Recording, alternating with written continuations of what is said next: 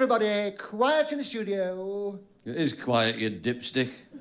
Yes, I know, but they always say that, don't they? They say, quiet in the studio. Right, quiet in the studio. You are listening to Radio 2. You're right, Ernest. What is it they're listening to? No, Jeffrey. I'm doing this bit on my own. What do you mean? You're doing this bit on your own? I mean, I'm doing this bit on my own. They asked me to introduce the programme. Who have? The BBC.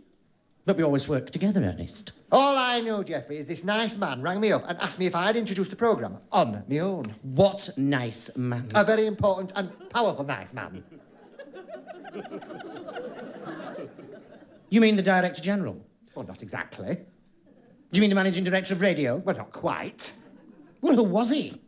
Car park attendant. I don't believe I'm listening to this garbage. I don't. And so why did he ask you and not me? He just happened to say he thought I had a very good voice for announcing. But, Ernest, I'm much better at announcing things than you are. Ladies and gentlemen, this is Radio 2. That's nowhere near as good as me. Ladies and gentlemen, this is Radio 2. Oh, no, it's not, Ernest. This is Radio 2. I shan't tell you again, Jeffrey. This is Radio 2. You little cowbag. Oh, smack your legs. For crying out loud, this is Radio Rotten 2.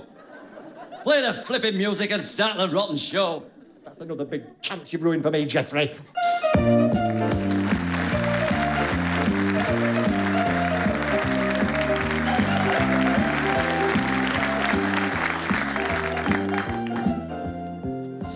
Yeah. You know, there's no doubt about it, when you read poetry like this, it raises your intellectual level to hitherto unknown heights. Poetry, old lad. Shelley. What's Shelley? Shelley? It's a Chinese drink. I think I'll go get a video out. This is one of the nicest poems I've ever read. Which poem's that, old gaffer? The Harbinger of Spring. Oh, that sounds a right barrel of laughs. Let's hear it then, old lad. The Harbinger of Spring by Alfred and Lord Tennyson. Alfred and Lord Tennyson. Two of our finest poeters. Do it! The Harbinger of Spring. My loose front tooth came out last night, so I shoved it neath the pillow on my bed. When I woke up this morning, there was no 10p. My dad said the fairy were dead. I think I'll get 2 videos out while I'm at it. Here's another good poeter. Who's that, old lad? Wordsworth. Now you're talking, isn't he, Ernest? He is, Jeffrey. We love Wordsworth. We love him to death, Yeah, don't we, love him, Ernest? love him, love him. I wandered lonely as a cloud. Should have given me a ring, I'd have come with you. Would anybody like to hear this poem by William Wordsworth? No. Right, here it is. Sing on, A Sweet Nightingale, by William Wordsworth. He was the poet laureate. Poet laureate. Money for all rope. Sing on, Sweet Nightingale, by William Wordsworth. A plastic surgeon, Mr. Brown, put a patient's nose on, upside down. Every time he gave a sneeze, his hat flew up into the tree.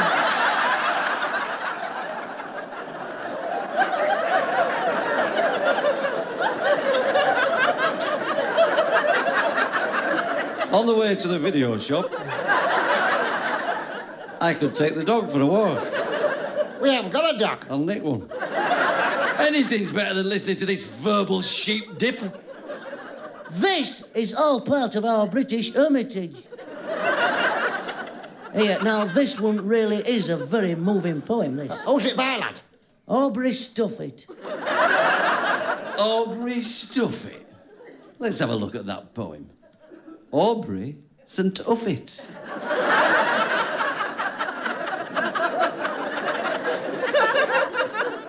St. Uffit. St. Uffit. I'm glad for a shake. What's his poem called? It's called, quite simply... That's an unusual title. It's called, quite simply, Twilight. I like the sound of that. Read Twilight. Twilight by Aubrey St. Uffit. I were going to say that. Beautiful this is. They thought our Ada was a goner when she heard an LP by Des O'Connor. You're making this up as you go along. You're doing this just to get right up my nose. Of course I am. A man needs an hobby, you know. Yeah. Just packing the poppycock. Poppycock. I went to school with her. Will you belt up? It's like being trapped in a cage with two demented budgies. If there was an adjacent canal, I'd throw myself right in it. I wonder how much they are. What, old lad? Adjacent canals. Oh, they'll cost a few bob. Look, just pack it in and answer the door. There's nobody at the door. They fall for it every time. Oh, it'll be this week's guest, Geoffrey. Oh, yes, I know. I hope it's somebody really well known. It is. His face is his fortune. Let him in, rat face. Ah! Who do we know called? Oh! It's him. I'd know that red face and white beard anywhere. I can't stand Esther Ranson. Esther Ranson strikes me we've got a slight case of mistaken identity. It's your old shipmate, Uncle Albert. Alias the one and only Buster Merryfield.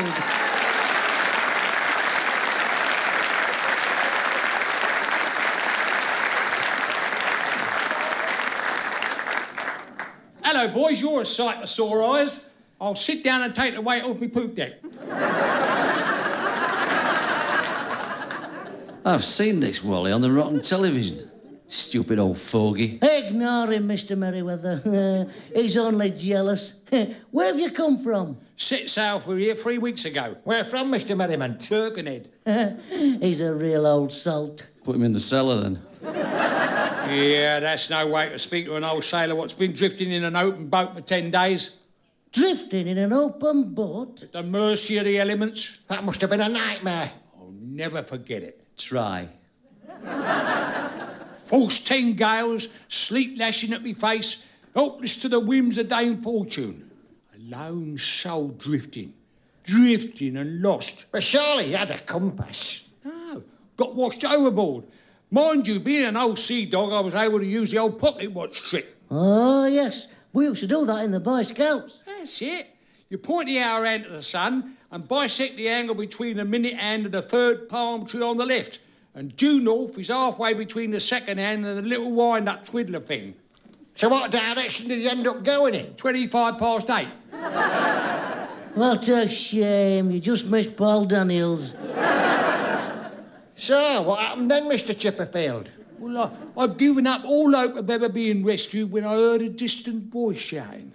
I don't believe it. Yeah, drifting through the fog. A ghostly, plaintive voice bringing hope to a doomed sailor. And what did the distant voice say? Come in, number 7, your time's up. Yeah, you would never drop me the old sailor's friend, would you? The old sailor's friend? Yeah, you know, a bit of the hard stuff. Follow me. We've got some cement in the backyard. I think we might have half a bottle of rum left over from last Christmas. Well, don't choke to me if you want any left over for next Christmas. We have a pan of stew in the kitchen. Would you like some of that? Oh, me and Geoffrey will go home. It's up for you, Mr. Merry-Go-Round. Lovely. I haven't had a decent meal for 3 weeks. What are you doing round these parts, Mr. Merriment? Well, it's a long story. I think I'll go write me Christmas cards. I'm looking for an old shipmate of mine. Aye, what was his name, old lad? Well, I knew him as Popeye. Popeye. Why do you call him Popeye? His bell-bottoms were too tight. He sailed with me on a China run when we was carrying a cargo of oats. We ran into an hurricane and water got into the hold. Within minutes, we was up to our necks in porridge. And what did he do, this old shipmate of yours, Mr. Butterfield? He was a cabin boy. He bought a parrot off me and never paid for it. Owes me 50 quid he does for that parrot. I'll never forget old Popeye. He always said the same thing when he dished up the grub. What was that? When he dished up the grub, he always said... There's a paper bag in front of you. You're getting right up my nose, this geezer is. When he dished up the grub, he always said, This'll warm the cockles of an old sea dog's innards. Owes me 50 quid for that parrot, he does. Was the parrot a good talker? Good talker. That parrot could read the 9 o'clock news. I bet you've sailed with some interesting characters, Mr. Soccerfield. You wouldn't believe me if I told you. Go on then, tell us some of your other adventures. I'll not be a minute. Where you going, Uncle Nasty? I'm just nipping out to grow a beard. Oh, hello, here comes Ernest with your pan of stew. Oh, lovely. Oh, you can say that again. The best pan of stew I've ever made, this. This'll warm the cockles of an old sea dog's innards. Poor boy. Ernest, you never told me you'd been in the Navy. There's a lot I've never told you, Geoffrey. But what about my 50 smackers? American Express. That'll do nicely. Right, I'll just go get my card. Where is it? America, come on, Geoffrey. Here, I want my money. Come back, Popeye, etc., etc.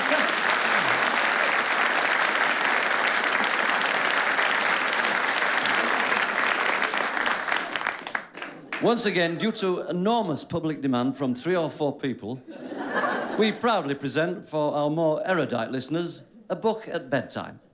The story so far. Dimples, the 4-year-old heiress of the Montmorency millions, has a drink problem. Her private tutor, Griselda, is in love with Lord Montmorency, whose 3rd marriage to his 2nd wife is on the rocks. Meanwhile, David and Isabel are still not speaking. Eileen is worried about George's rash. It has now spread to the leg of the grand piano. Sylvia tries desperately to contact Michael, but he refuses to come down off the roof. David and Isabel are not speaking even less. Kathy goes to the zoo, where she meets Alfred, who is researching alcoholism in camels. She tells Alfred of George's rash, and he thinks he can help. David and Isabel are still not speaking, even less, but more so. Meanwhile, Helen and Desmond are stealing a few precious hours together. And now, read on. Helen and Desmond sat holding each other close in the back row of the cinema. Helen, her face touching Desmond's, whispered her love for him with deep and tender emotion. I'm sorry to bother you, pal, but they've had to put the transmitter onto half power. Could you give us a bit more voice? Want more voice? Yeah, if you could. Yes, I'll do my best. How I wish I could have your baby, said Helen quietly.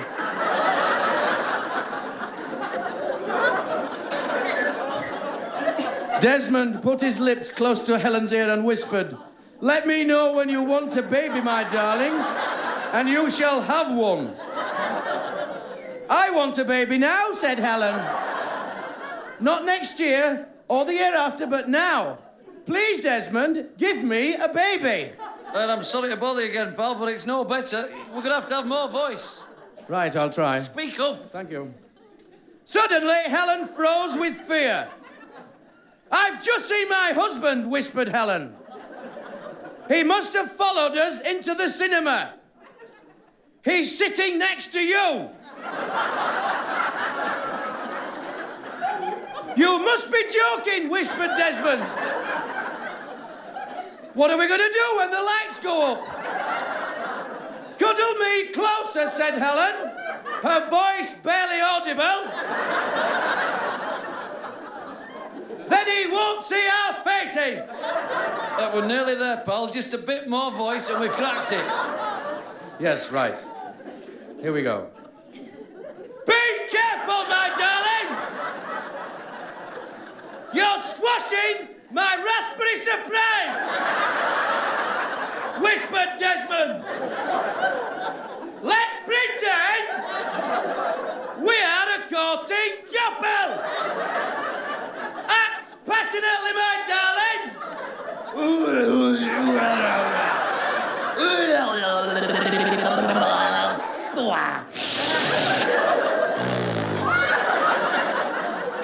That's beautiful! Whispered Desmond. Your hand on my thigh is so exciting! More, my angel, and say those words. I long to hear! All right then, murmured Helen. It's not my flaming hand that's on your thigh.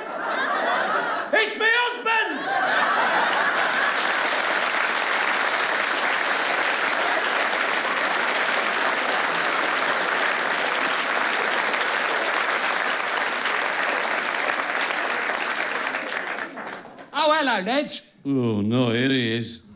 The human pan scrub. Hey, ignore him, Duster. Yeah. Well, I've just had a marvellous idea. I'll get your coat. What sort of idea, Mr. Copperfield? Why don't you and me do one of them all-time great classic seafaring stories of all time, what is great and classic? Thank you, Magnus Magnusson. Now, that is a good idea, because there's loads of them all-time great classic seafaring stories, what is great and classic, isn't there? That's just what I thought. So how about it? Well, I think it's a fabulous idea, don't you, Jeff? I do, Ernest. Fabulous. Munchy, munchy. Yeah. I've always fancied myself as Lord Nelson. Well, come here and I'll break your arm and black your eye. Well, I once went to a fancy dress party as Francis Drake. And what happened, Ernest? I won first prize as Donald Duck. Yeah.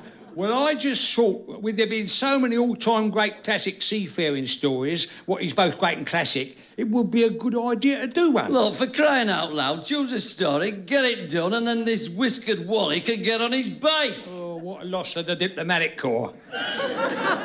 Right. Well, me and Geoffrey have got one. Yes, we have. Is it seafaring? It certainly is. Does it have all the raw cruelty of Mutiny on the Bounty, the drama and suspense of the Maurice Celeste, and the human interest of the cruel sea? And more. Oh, definitely more. Yeah. Well, flipping well announce it then. Right. Quiet, everybody. Lights, camera, feed the goldfish. And cue music.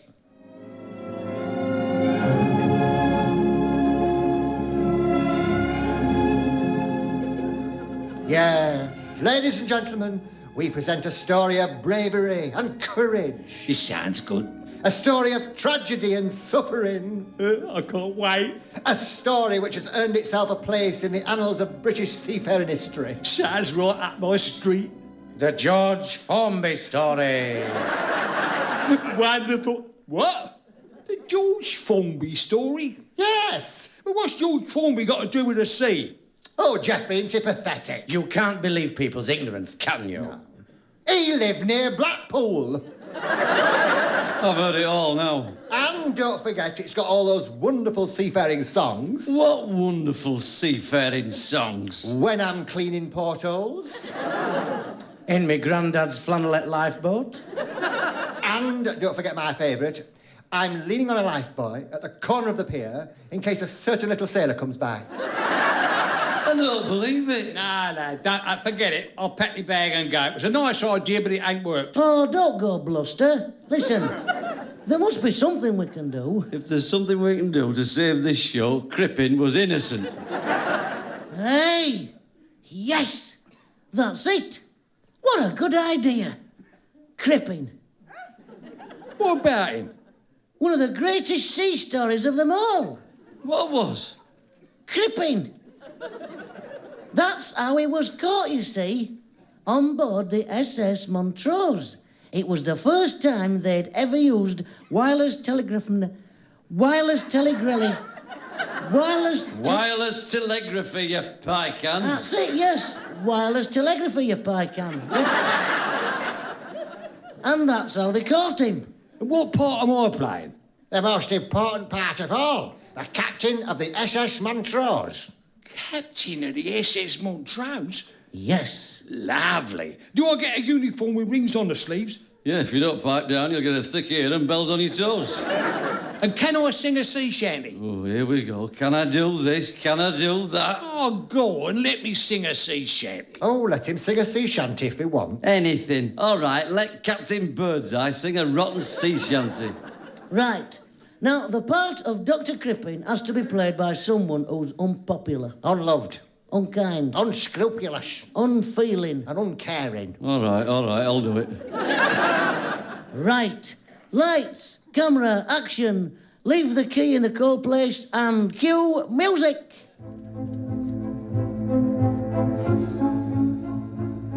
We present the true story of one of the most dangerous men in the history of British criminalism. In the history of British criminalism. Oh, blimey. Criminalism. He's at it now. Criminology. Ah, yeah, that as well. Yeah. The true story of the most evil, notorious, wicked, sinister, vile, rotten, Anybody fancy a cup of tea? Oh, I wouldn't say no. horrible, loathsome, frightening, devious, sly. Did I tell you that the vet had to put my goldfish down? Oh, where was that? He drowned. The true story of I think he's finished. Dr. Crippen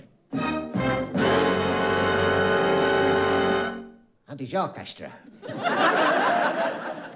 The year 1910. The place, London. The surgery of Dr. Crippen. His wife was driving him potty.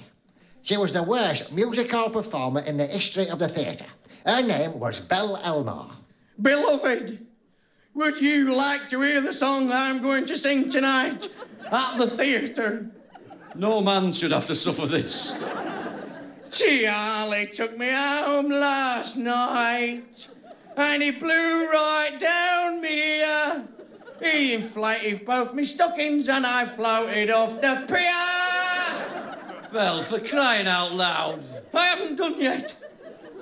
Every time he kisses me, the whiskers drive me mad. So I'll have a shave tomorrow and that should make him glad.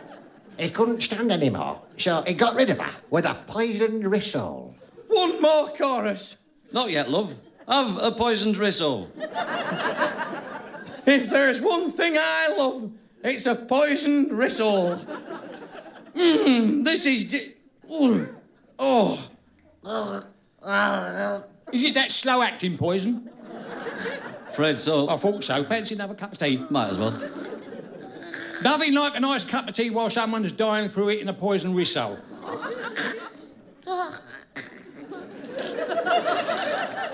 Has she stuffed it yet? Hang on a minute.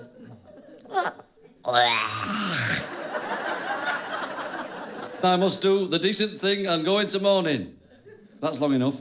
At long last, the evil Dr. Crippen could devote all his time to the woman he'd been carrying on with behind his wife's back, Ethel from the checkout at Quicksave. But Crippen had a problem. How am I going to get rid of the body? Sit her in this audience, nobody will notice.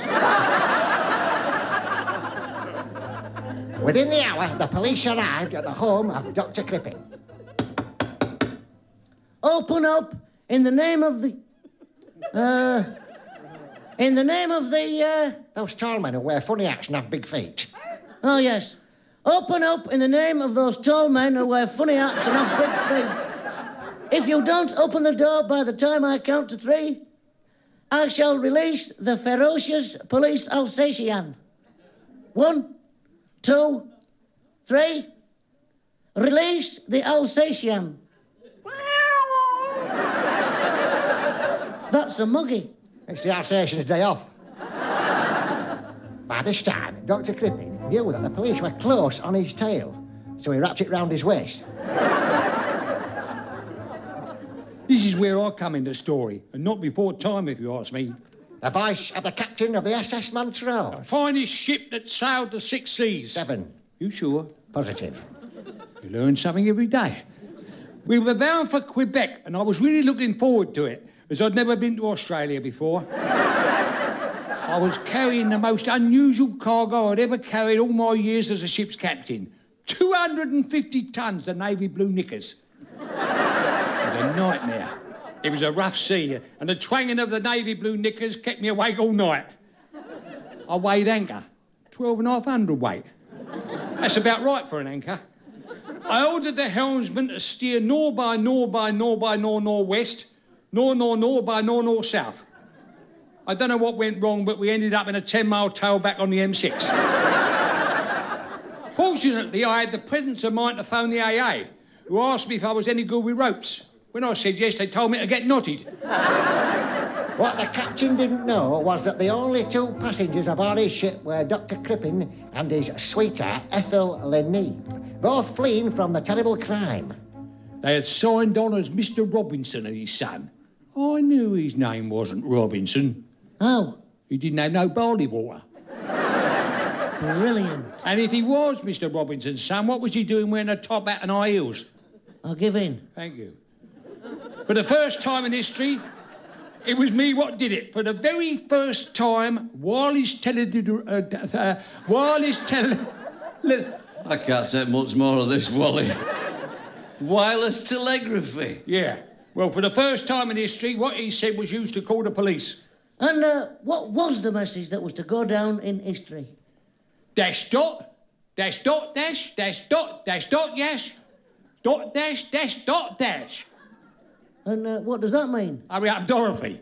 I can take about another 10 seconds of this garbage. A police association swam out and brought Crippen and Ethel back to England.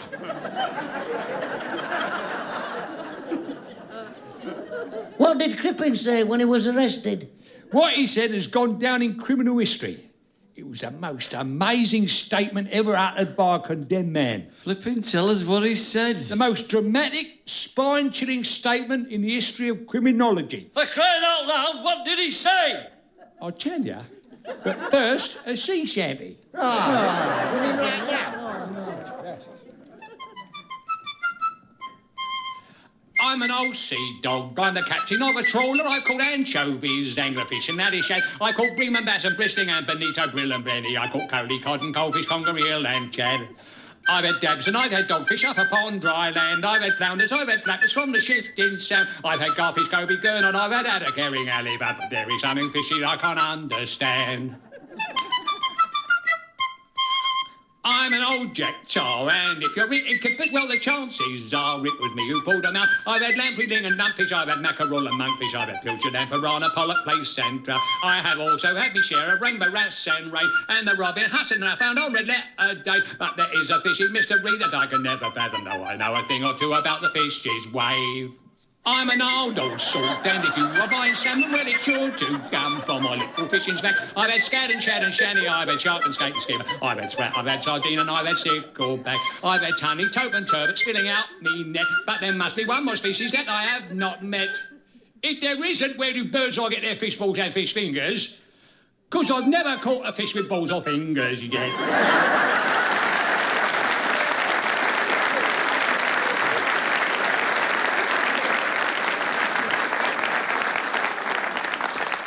Right, for crying out loud, what did Crippen flipping well say when he was arrested? He said, "Thank the Lord it's all over.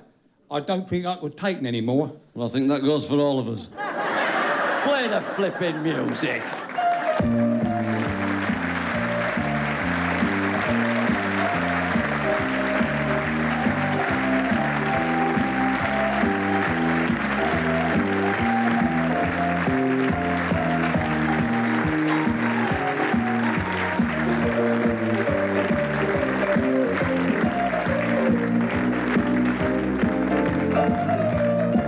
You've been listening to Someone and the Grumbleweeds. Graham, Maurice and Robin were Grumbleweeds, and me, Buster Merryfield, was someone. The script was written by two geezers called Eddie Braben and Mike Craig, and the lovely lady what played the piccolo for me sea shanty was called Nicola Under. Jeremy Brown wrote the lyrics, and the whole show was cobbled together in Manchester by the producer, Mike Craig. Blimey, so that's who he is. I thought he was the T-boy, too hard. I'm sure I've seen that whiskered Wally on the television. I think he does the weather forecast.